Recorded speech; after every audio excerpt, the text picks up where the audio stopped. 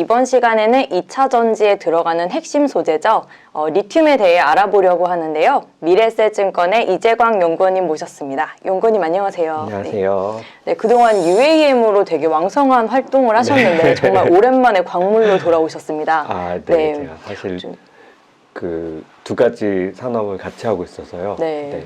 이번에는 뭐 할까 하다가 요새 또 리튬 가격이 많이 오르기도 했고 그런 거에다가 또 이 리튬이라는 게 사실 우리나라의 그 산업이 광산 산업이 없기 때문에 좀 잘들 모르세요. 물론 저도 막 다 잘하는 건 아니지만 그래서 좀 더 이게 어떤 거고 어떻게 산업이 이루어져 있고 뭐 투자도 어떻게 하면 좋고 뭐 이런 거에 대해서 좀 말씀을 드리려고 합니다. 네, 그럼 말씀해 주셨다시피 사실 리튬 자체가 굉장히 생소한 광물이거든요. 저에게도. 그러니까 리튬은 어떤 광물인지에 대해서 조금 특성을 소개해 주시면 좋을 것 같아요. 뭐 리튬에 대해서 뭐 원자기호 뭐 이렇게 원소기호 뭐 이렇게 하는 경우도 있는데 그런 건 사실 인터넷 찾아보면 다 나오기 때문에 중요한 거 위주로 말씀을 드리면요.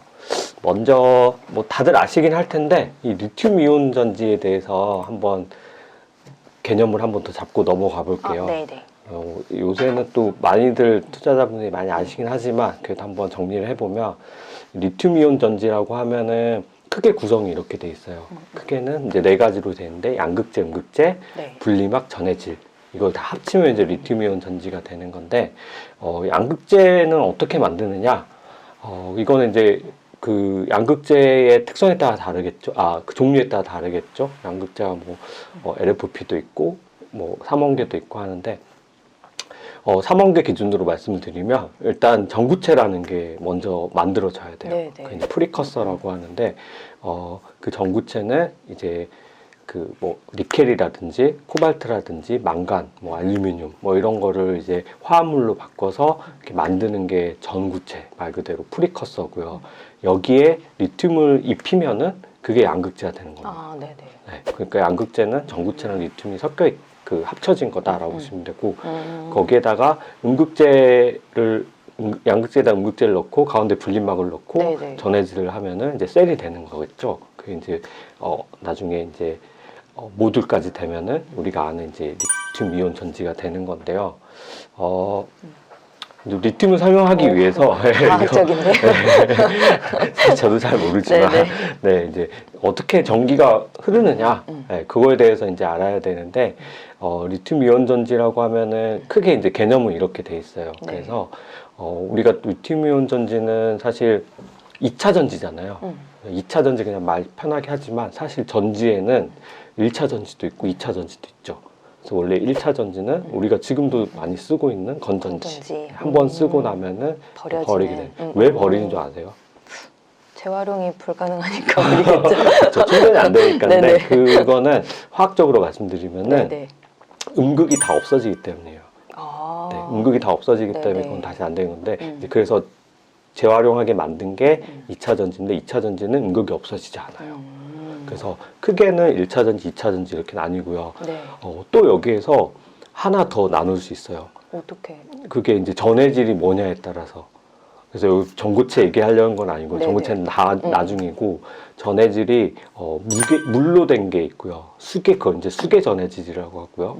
그 다음에 물이 아니고 유기물로 하는 게 비수계 전해질, 전지 이렇게 두 개 나뉘어요. 이거 왜 말씀드리냐면은 제 또래는 알 텐데 저 어렸을 때만 해도 워크맨이나 이런데 충전지를 썼었죠. 근데 그때 썼던 거는 리튬 이온 전지 아니에요. 그때는 이제 처음에는 니켈 카드뮴, 니카드였다가 한번 발전한 게 니켈 수소 전지가 있었거든요. 모르세요 혹시? 워크맨은 알지만 그렇게 그쪽으로 뜯어본 적이 없어서요. 껌처럼 생겼는데 그거를 썼었고 저는 기억에도 그것도 대단했었어요. 왜냐하면 원래 전지라는 거는 건전지여서 한 번 쓰면 버리는 건데 계속 사야 되잖아요. 근데 그거는 썼다가 충전해 썼다가 했는데 그게 제가 방금 말한 전해질이 물로 됐던 전지 2차 전지였죠. 물로 된 거랑 유기물이랑 차이가 뭐냐? 전압이 달라요. 물로 된 전해질을 쓰면은 기전압이라고 하는데 전압이 낮아요. 네네. 전압이 낮다라는 거는 만약에 전압이 높은 어플리케이션, 뭐 노트북이라든지 그런 걸 쓸 때는 여러 개를 붙여야 되는 거죠. 하나에는 전압이 낮으니까 네네. 전압을 높게 할 수가 없어요. 그러니까 여러 개 써야 되니까 어떨까요? 당연히 많이 필요해지고 무겁고 커요. 그래서 또 옛날 얘기를 한번 해드리면 네. 예전에 90년대만 해도 그 우리 핸드폰, 셀룰러폰의 배터리가 엄청 컸어요. 그 전화기도 자체도 컸죠. 네. 네, 그래서 또 이거 너무 옛날 얘기하는데 전 2차 그 배터리도 두 개로 나뉘었었거든요. 하나는 좀 네. 되게 슬림한 게 하나 있었고요. 네, 네. 핸드폰 사람 두 개를 줬어요. 맞아요. 네, 슬림한 거 갈아끼웠잖아요. 줬고 하나는 두꺼운 거 하나 줬어요. 그랬나? 네. 네네. 그게 뜯어보면 안에가 이제 두꺼운 거는 몇 개가 더 붙어 있는 거죠. 네, 그러면 더 쓸 수 있고 뭐 그런 차이가 있었는데 그러다가 이 리튬이온 전지는 제 기억에도 2000년 초반에 나왔어요. 물론 그 전에도 개발은 되고 있었는데 이제 대중들이 쓰게 된 게 왜 그때 됐냐면은 그게 이제 개발이 됐었고 리튬이온 전지 쓰면 뭐가 좋냐? 뭐가 좋은데 리튬이온 지금 자동차에도 쓰느냐? 첫 번째는 리튬이라는 광물 때문에 이게 되게 소형 경량화에 매우 유리해요. 네. 그리고 전해질을 아까 말한 대로 물이 아니고 유기물질을 쓰기 때문에 전압이 높아요. 그러면은 수계전에 그 뭐 니켈 수소 전지 뭐 4개 썼던 거를 이거는 하나로 다 되는 거죠. 그러면은 작게 만들 수 있는 거죠. 그래서 그때부터 핸드폰이 작아졌어요. 그래서 되게 얇고 작은 핸드폰이 그때 폴더폰 막 그때 나왔었거든요. 그때가 이제 리튬이온 전지가 됐던 거고 노트북도 마찬가지고 예전엔 노트북 충전기 맞아요. 진짜 두꺼웠죠. 네, 두꺼워서 막 터지고 그랬었죠. 그게 이제 리튬이온 전지가 발전하면서 지금 어디 있는지도 몰라요. 사실 안에 있는데 그러게요. 네. 보이지도 않아요. 파우치로 돼 있어요. 그렇게 왔던 게 리튬 이 전지의 역사가 이까지 왔고요. 여기서 끝이 아니고 이제 앞으로는 더 갈 길이 많죠. 뭐 전고체도 있고 리튬 메탈 전지도 있고 앞으로도 더 발전할 거고 발전하는 방향은 에너지 밀도가 점점 높아지는 거. 네. 그렇게 발전합니다. 그래서 어쨌든 리튬이 뭔 얘기가 이렇게 하는지 모르겠는데 리튬에 리튬이온 전지에 보면 네. 전기가 어떻게 움직이느냐, 왜 전기 어떻게 발생하지, 충분 방전은 어떻게 되는 건지 하면은 제가 너무 이거 화학적인 거 너무 많이 얘기하는 것 같은데 전기라는 거는 네. 자연 상태에서는 마이너스에서 플러스로 움직입니다. 그게 자연의 법칙이에요. 근데 약간 이상하게 생각하실 수도 있어요. 전기가 왜 플러스에서 마이너스로 가지 왜 마이너스에서 플러스로 가나? 그거는 저도 찾아서 배운 거긴 한데 처음에 사람들이 잘못 알았던 거예요. 네. 근데 나중에 알았어요. 아, 자연 상태에서는 그러니까 우리가 말하는 음극에서 양극으로 가는구나 알았는데 그냥 냅뒀대요. 네. 그래서 자연 상태에서 전기는 음극에서 양극으로 가는 게 자연의 법칙이에요. 그 말인 거는 방전을 할 때, 지금 우리가 이거 충전 안 해놓고 놔둘 때는 전자가 알아서 음극에서 양극으로 이렇게 가는 거죠. 네네. 그럼 그때 전기가 발생해서 우리가 지금 이런 걸 다 쓸 수 있는 겁니다. 반대로 다시 얘를 다시 쓰려면은 충전을 해야 되잖아요. 충전을 하려면은 양극에 와 있는 그 전자를 음극으로 보내줘야 돼요. 근데 이거는 자연의 법칙상 가지 않아요. 그래서 그거를 가게 하려면은 전기를 넣어주는 거죠. 절로 가! 이렇게 하는 거죠. 네, 그 왔다 갔다 하면서 전기가 발생하고 전지를 계속 쓰는 겁니다. 이 발견을 접목시킨 게 2차 전지라는 기술인 거군요, 그러니까. 그렇죠.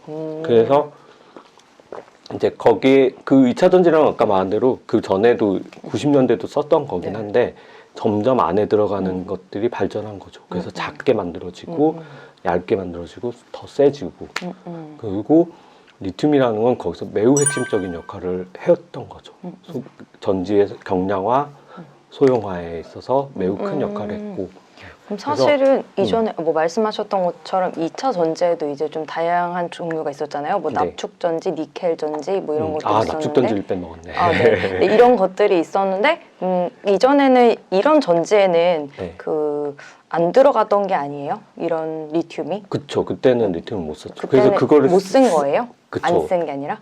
뭐 알았어도 잘 어떻게 이거를 활용할지 몰랐구나. 이거를 개발하신 분이 결국 노벨상 받으셨잖아요. 작년인가 재작년인가 그 세 분이 받으셨는데 정말 어려웠던 거예요. 근데 그거를 발견해내신 거죠. 그래서 이렇게 하니까 되네.